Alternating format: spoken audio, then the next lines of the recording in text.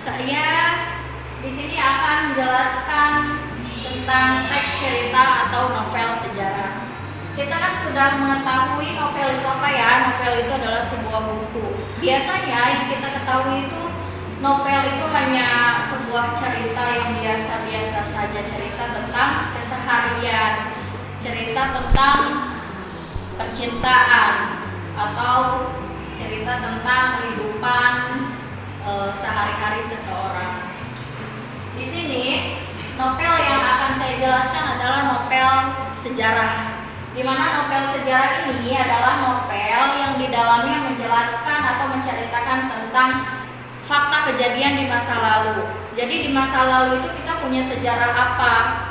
Kita ada sejarah apa di masa lalu? Misalnya kita ambil tentang pahlawan-pahlawan, ceritanya apa, lalu kita buat novelnya, misalnya seperti itu.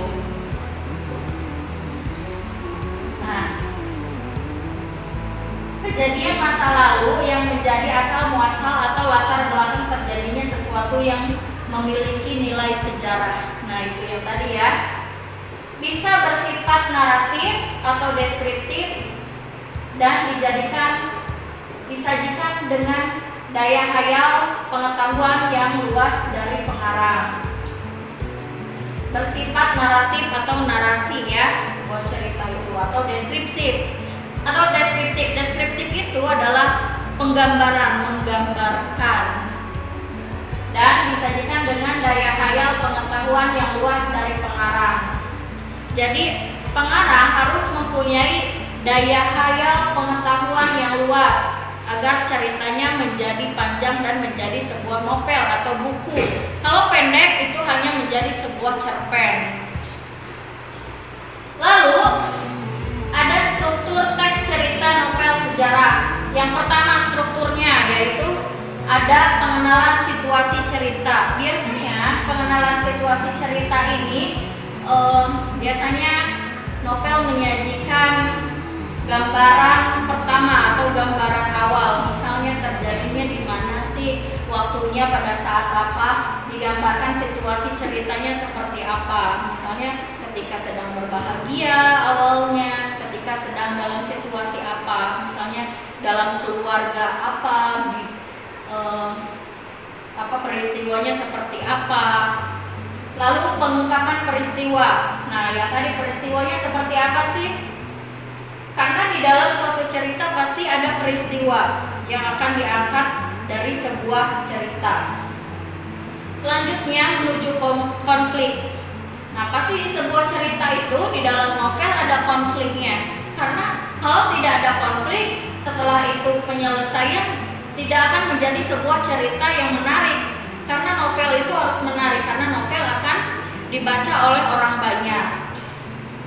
Setelah itu menuju konflik,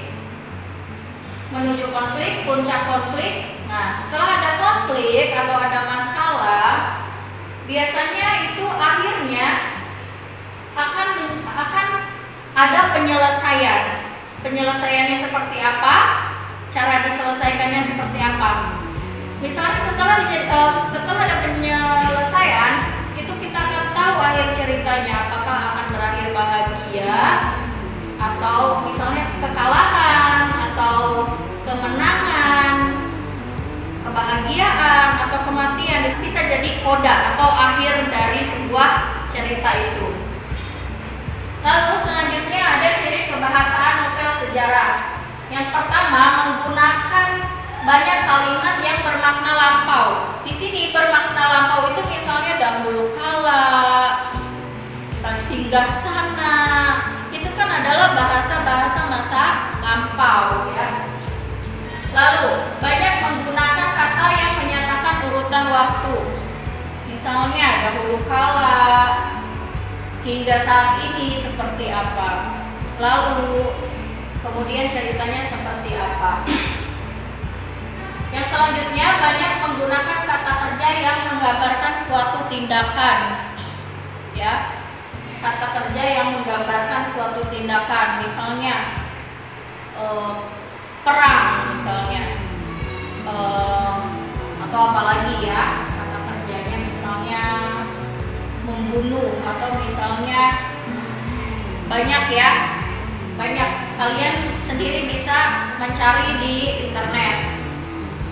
Lalu menggunakan kata kerja yang menunjukkan kalimat yang tidak langsung. Misalnya tidak langsung itu misalnya seperti dimulai, diangkat, itu kan tidak langsung.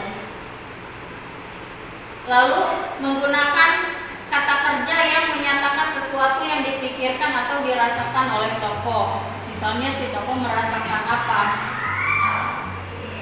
Lalu banyak menggunakan dialog. Dialog adalah pembicaraan antara satu orang dengan orang lain. Menggunakan kata kutip itu biasanya dialog. Menggunakan kata-kata sifat. Kata-kata sifat itu seperti cantik, seperti indah, itu adalah kata sifat. Nah, ini adalah pembahasan teks cerita atau novel sejarah kali ini. Sekian, mohon maaf apabila ada kesalahan. Wassalamualaikum warahmatullahi wabarakatuh.